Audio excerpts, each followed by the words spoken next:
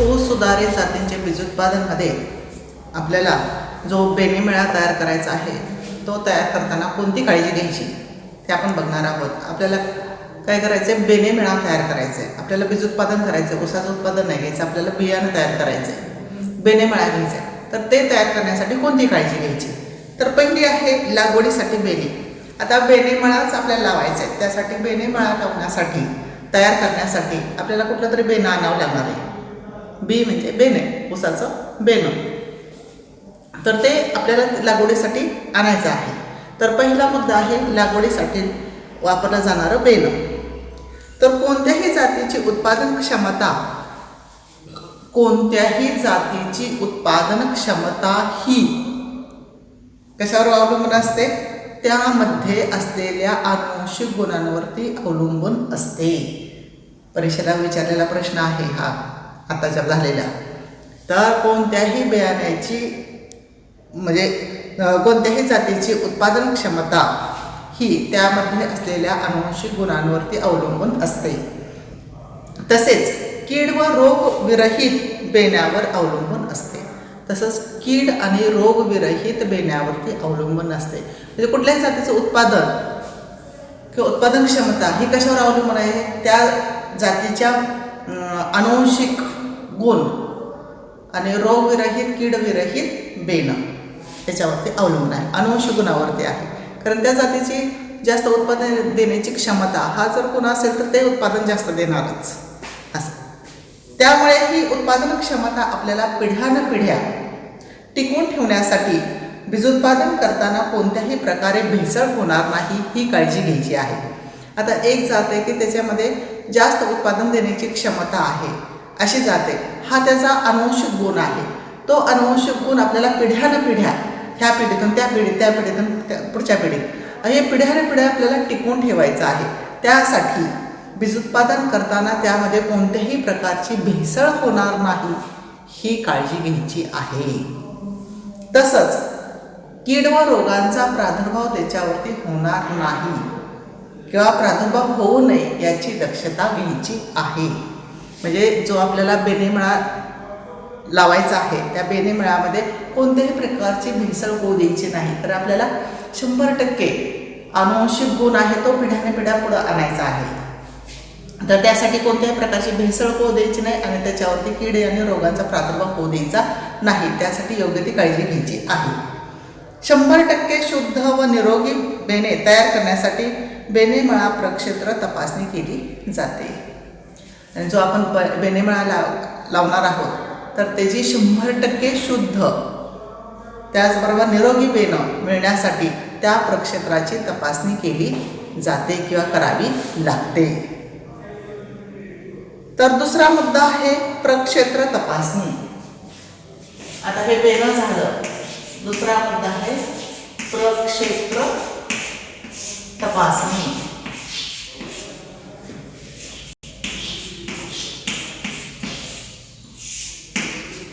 आता ऊसामध्ये सुद्धा तसंच आहे. इतर पिकांप्रमाणेच त्या बीजोत्पादन क्षेत्राची क्षेत्र तपासणी केली जाते, तरच त्या बियाणं प्रमाणित केलं जातं. तर विविध ऊस वाढीच्या अवस्थेत कमीत कमी 3 प्रक्षेत्र चाचण्या किंवा तपासण्या कराव्या लागतात. म्हणजे पीक वाढीच्या वेगवेगळ्या अवस्थांमध्ये त्या बीजोत्पादन प्रक्षेत्राच्या कमीत कमी 3 तपासण्या कराव्या लागतात. पहिली तपासणी लागणीनंतर 45 ते 60 दिवसांनी. म्हणजे ज्यावेळेस आपण पहिली लागवड करतो, पहिली तपासणी लागवड केल्यानंतर 45 ते म्हणजे 1.5 महिन्यानंतर 45 ते 60 दिवसांनी. दुसरी आहे ते 120 ते 130 दिवसांनी. आणि तिसरी आहे बेनेमळा तोडण्याच्या अगोदर 15 दिवस अगोदर तपासणी केली जाते. म्हणजे कमीत कमी 3 तपासण्या. पहिली तपासणी लागवड केल्यानंतर 45 ते 60 दिवसांनी. दुसरी आहे 120 ते 130 दिवसांनी. आणि तिसरी आहे बेनेमळा तोडण्याच्या अगोदर 15 दिवस तपासणी केली जाते. त्यानंतर आता बीजोत्पादनामध्ये पुढचा मुद्दा आहे बीजोत्पादन क्षेत्राची नोंदणी. तिसरा काय आहे प्रक्षेत्र नोंदणी, म्हणजे बीजोत्पादन क्षेत्राची नोंदणी.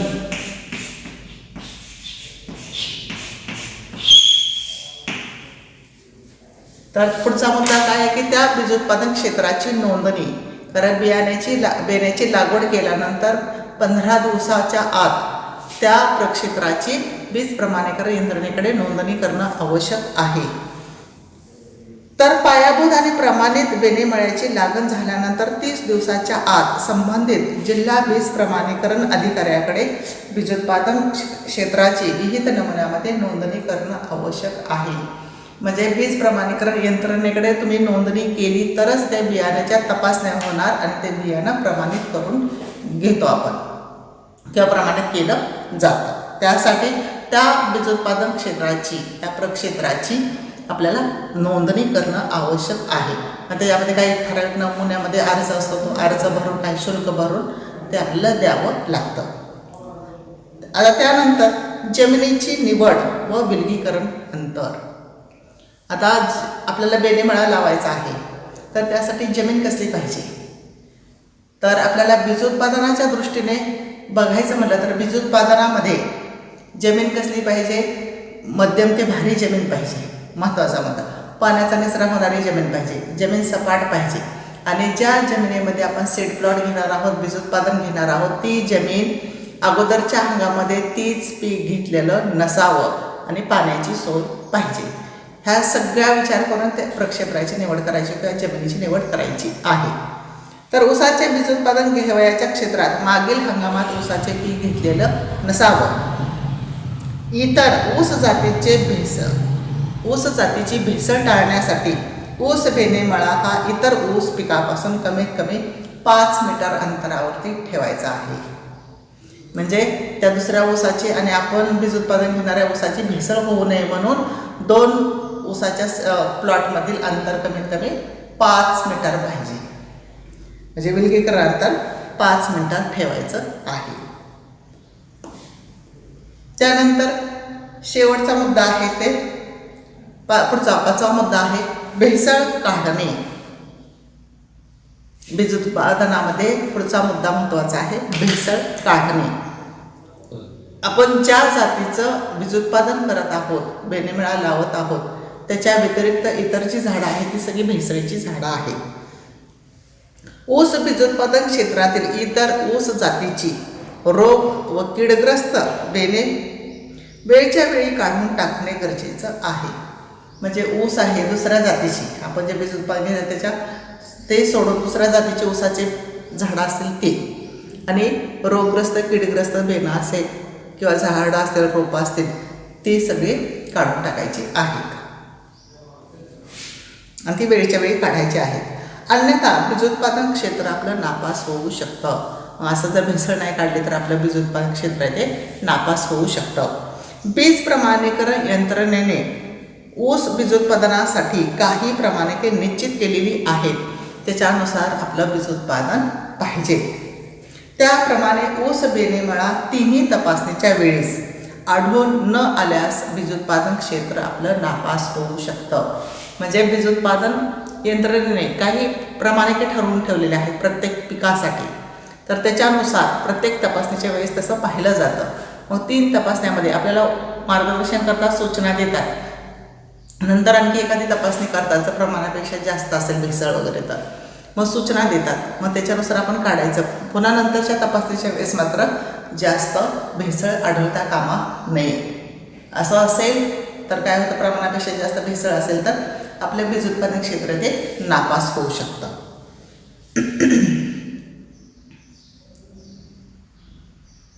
आता ऊस बीज उत्पादनासाठी काही प्रमाणके दिलेले आहेत. बाबा इतर भेसळ झाडं आहेत, बेटा आहेत, तर ते तिन्ही तपासणीमध्ये एक सुद्धा नको आहे. रोगग्रस्त आहेत तर ते तिन्ही तपासण्यामध्ये एकही नको आहे. कानीचा असेल तर पहिल्या तपासणीमध्ये 2, दुसऱ्या तपासणीमध्ये 1, तिसऱ्या तपासणीमध्ये काही नको आहे असं. पुन्हा गवताळ वाढ असलेली दुसऱ्या तपासणीमध्ये